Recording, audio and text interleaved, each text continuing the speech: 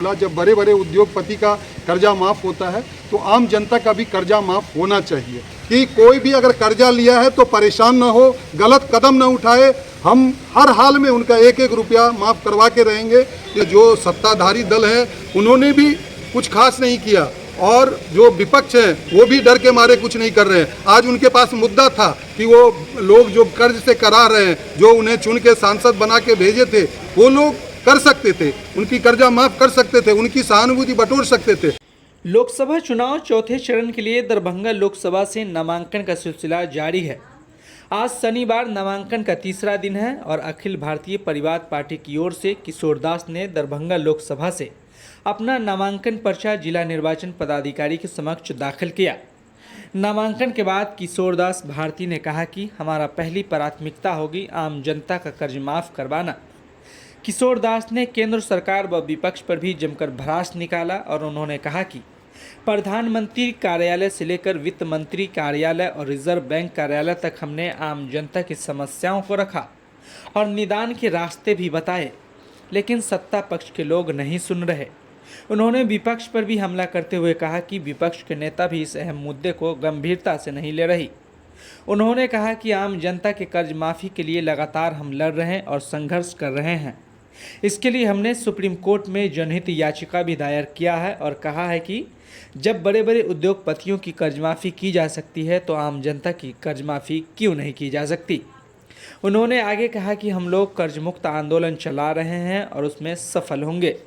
इसलिए अखिल भारतीय परिवार पार्टी ने निर्णय लिया है कि देश भर के 543 सीटों पर चुनाव लड़ा जाए और किसी भी हाल में आम जनता की कर्ज माफ़ी होनी चाहिए। इसके लिए हम लोग लड़ाई लड़ रहे हैं।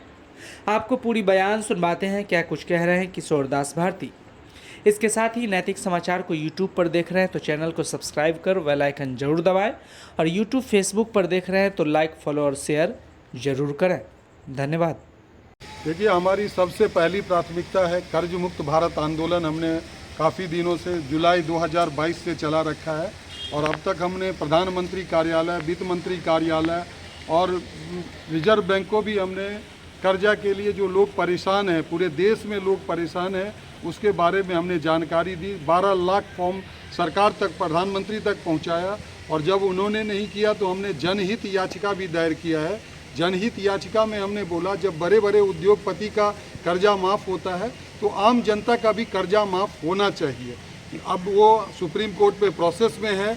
इसी तरह हमने सरकार के पूरे 543 सांसद को बताया कि भाई ये कर्जा से पूरे देश की जनता परेशान है, बिजनेस उद्योग धंधा बंद हो चुके हैं, उन्हें राहत दी जाए। अगर कर्जा माफ़ नहीं कर सकते तो कम से कम 2 साल के लिए EMI रोका जाए, उनका इंटरेस्ट रोका जाए ताकि वो अपने व्यवसाय को आगे बढ़ाएं और काम करें।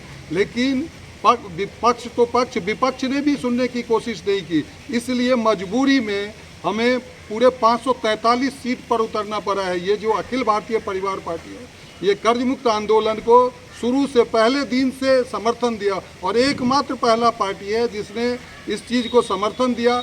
सरकार को बहुत से जगह पर झुकना पड़ा। रिजर्व बैंक ने बहुत से लोगों को सहूलियत दिया जो लोग तक नहीं पहुंच पाया। आज भी रिकवरी एजेंट घर घर जाके परेशान करते हैं। हम आप लोगों के माध्यम से पूरे देश के जनता को बताना चाहते हैं कि कोई भी अगर कर्जा लिया है तो परेशान न हो, गलत कदम न उठाए। हम हर हाल में उनका एक एक रुपया माफ़ करवा के रहेंगे।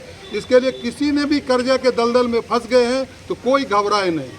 इसके अलावा दूसरा प्राथमिकता क्या होगा आपका? हमारा प्राथमिकता दूसरा जो है, आज का जो एजुकेशन सिस्टम है, एजुकेशन सिस्टम में हम सुधार लाना चाहते हैं। हमारा एजुकेशन सिस्टम ऐसा होना चाहिए जिससे कि लोगों को रोज़गार मिले। अगर वो रोज़गार ऐसा पढ़ाई किया, सपोज किसी ने इंजीनियरिंग किया, उसे गवर्नमेंट पे जॉब मिले, गवर्नमेंट में नहीं तो वो प्राइवेट करने लायक हो, और वो भी नहीं तो वो अपना खुद का कहीं बिजनेस कर सके।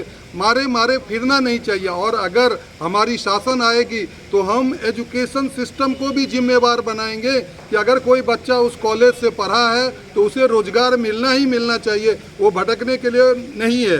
तो अगर बच्चा कैपेबल नहीं है तो आप एडमिशन नहीं लो, और एडमिशन लो तो उसे उस लायक बनाओ। अगर इंजीनियर है तो अच्छा इंजीनियर बनाओ, अगर अच्छा डॉक्टर है तो अच्छे डॉक्टर बन, जिसको जिसमें रुचि है। अगर किसी को राजनीति में रुचि है तो बच्चे को पहले दिन से राजनीति में आने दो। तो ये हमारी प्राथमिकता है, जिसको जिस क्षेत्र में अच्छा कर सके।